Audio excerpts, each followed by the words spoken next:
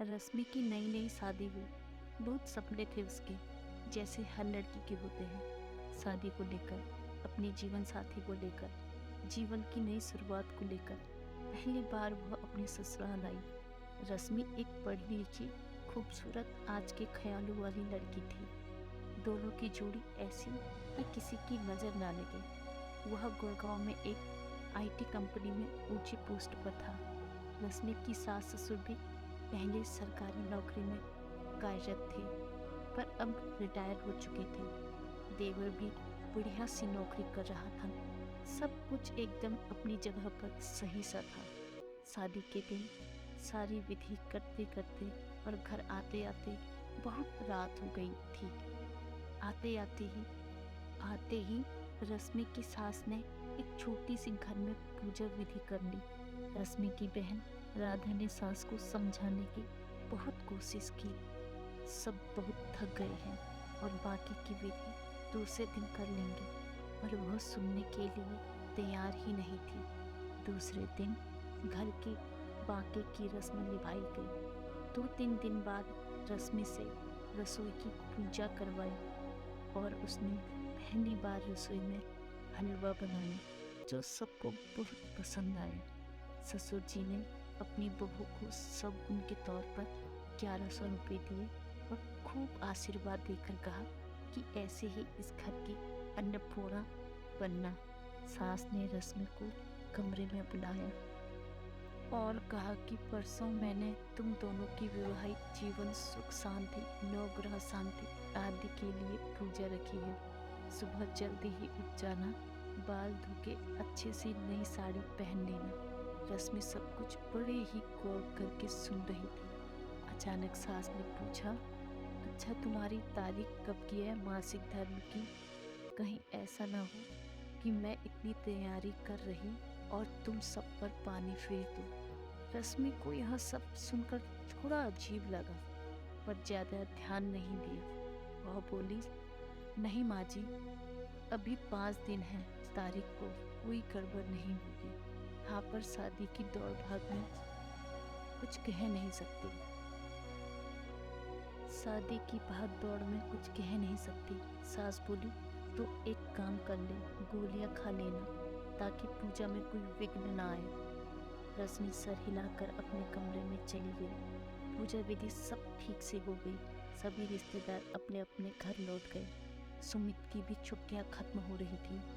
वह कमरे में आ गई और सुमित ने जोर से रश्मि को अपनी तरफ खींचकर अपनी बाहों में ले लिया और उसके करीब आने की कोशिश कर रहा था। उतने में रश्मि बोली, सुमित, मुझे तुमसे कुछ बात करनी है। पर सुमित कहाँ सुनने को तैयार। रश्मि ने कहा, सुमित प्लीज, बात जरूरी है। आज माँ जी इतना सुनते ही सुमित रश्मि की तरफ देखकर बोला, क्या हुआ, कुछ कहा क्या? रश्मि बोली, माँ जी ने कहा है कि अभी घर में मंगलमय वातावरण है, इसलिए अभी ऐसा कुछ भी मत करना। चाहो तो मैं तुम्हें बाद में खुद टिकट निकाल कर दूंगी, तब खूब घूम लेना मन भर के। सुमित, तुम्हें नहीं लगता यह सब थोड़ा अजीब है? उठने पर सुमित ने कहा, रश्मि माँ थोड़े से पुराने विचारों की है। वह बाहर से जितनी कड़क स्वभाव की दिखाई पड़ती है, अंदर से उतनी ही नरम है। तुम कभी भी उन्हें किसी चीज के लिए मना मत करना, क्योंकि यही छोटी छोटी चीजें दिल पर घर कर जाती हैं और आगे कितना कुछ भी कर लो फिर दिमाग से जाती ही नहीं। मैंने माँ को कभी भी किसी बात के लिए मना नहीं किया। यह सिर्फ 4-5 महीने की ही बात है। एक बार फ्लैट का बचा काम पूरा हो गया, फिर तुम मेरे साथ ही रहोगी। फिर तुम्हें जैसा करना है वैसा करना। मेरी तरफ से कोई बंधन नहीं रहेगा। उसे सुमित की सारी बातें समझ आ गई और उसकी मम्मी ने भी यही समझाया था कि शुरुआत के कुछ दिन ससुर वाले बोले वैसा ही करना, चाहे तुम्हारी इच्छा हो या ना हो। अगर तुम्हें सभी के दिलों में अपनी जगह बनानी है तो वह जैसा बोले वैसा करना। 5 दिन बाद सुमित चला गया। सब कुछ एकदम बढ़िया चल रहा था। तभी मासिक धर्म आ जाते हैं।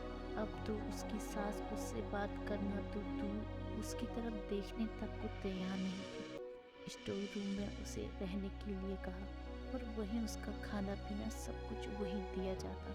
जैसे तैसे रश्मि के 4-5 दिन निकाले और आगे से पीरियड्स आने पर मम्मी के यहाँ जाना ठीक होगा, यह रश्मि ने कहा तो सासू माँ बोली कि हाँ सही भी है, घर भी गंदा नहीं होगा और मुझे बार बार छुआछूत के कारण साफ सफाई भी नहीं करनी पड़ेगी। लोग कहते हैं यह सब भगवान को चलता नहीं, फिर फूल कैसे चल जाते हैं?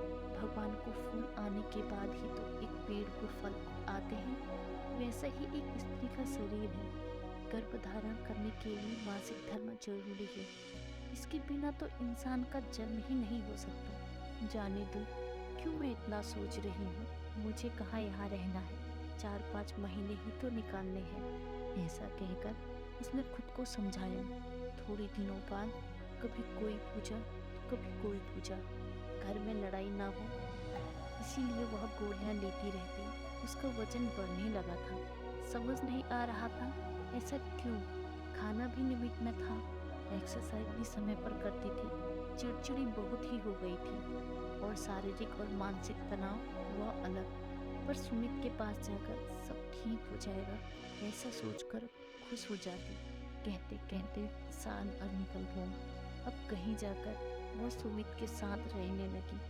अपने फ्लैट में सब कुछ बढ़िया चल रहा था, एकदम मन जैसा। कभी कभी सास का फोन आ जाता कि अभी यहाँ पूजा है और वैसी कोई बात हो तो गोलियां ले लेना। सुमित तो मना कर नहीं सकता और वह खुद को समझाती कि बस एक बार कहीं नौकरी लग जाए तो यह कहकर मना कर दूंगी कि छुट्टी नहीं मिल पाई और बार बार गोलियां भी लेनी नहीं पड़ेंगी। ऐसे ही छुट्टियों में दोनों घर गए, सभी नाते रिश्तेदार भी आए हुए थे। तभी सुमित की बुआ जी बोली, बहू हमें पता है तुम दोनों नए ख्यालात के हो, पर शादी के 3 साल हो गए। कुछ सोचा है बच्चों के बारे में कि अभी और समय चाहिए? भाभी तो भगवान हाथ धोकर पीछे पड़ी रहती है, पर कोई खुशखबरी मिलेगी ऐसा लग तो नहीं रहा। और सभी उनकी तरफ देखकर हंसने लगे। रश्मि को यह बात तीर की तरह लगने लगी, जो उसने कमरे में आकर सुमित से कहना शुरू भी किया था। कि सुमित बोला, तुम चिंता क्यों करती हो, अभी हमारी उम्र थोड़ी ना निकल गई है, घर जाकर किसी अच्छे से डॉक्टर को दिखाकर इलाज करा लेंगे। 2 दिन बाद वह एक अच्छे गायनोलॉजिस्ट के पास गए। डॉक्टर ने बैठने को कहा। उन्होंने डॉक्टर को सारी बातें विस्तार से बताई। इतने में डॉक्टर ने कहा कि पहले मुझे रश्मि तुम यह बताओ कि क्या तुम्हें हर महीने पीरियड्स आने में कोई प्रॉब्लम तो नहीं होती। रश्मि ने बताया कि उसे ज़रूरत पड़ने पर पीरियड्स आगे होने के लिए गोलियां लेनी पड़ती हैं। डॉक्टर गुस्से में बोली, क्या फ़ायदा तुम्हारा पढ़ा लिखा होने का, तुम आजकल की लड़कियां अगर सिर दर्द की भी गोली लेती थी तो पहले उसके साइड इफ़ेक्ट के बारे में पता करती हो। और तुमने तो रश्मि, मैं तुम्हें क्या कहूँ, तुम्हें थोड़ी भी कल्पना है कि यह गोलियां लेकर इनका तुम्हारे शरीर पर कितना बुरा असर होता है। तुम्हारे फैलोपियन ट्यूब में ब्लॉकेज आ गई है इन गोलियों के कारण, और तो और शरीर में होने वाले हार्मोन्स बदलने के कारण तुम्हारी दोनों कोवरीज डैमेज हो गई है। तुम्हारे गर्भाशय में गांठ बन गई है।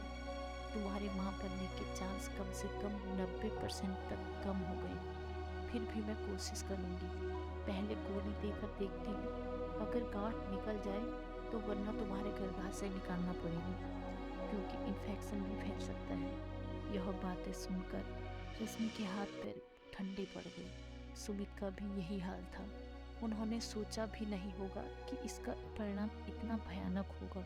वह गुस्से में उठी और डॉक्टर से बोली, मुझे पता है मुझे यह नहीं करना चाहिए, लेकिन आप बताओ मुझे ऑपरेशन के लिए कब आना है। क्या कह रही हूँ?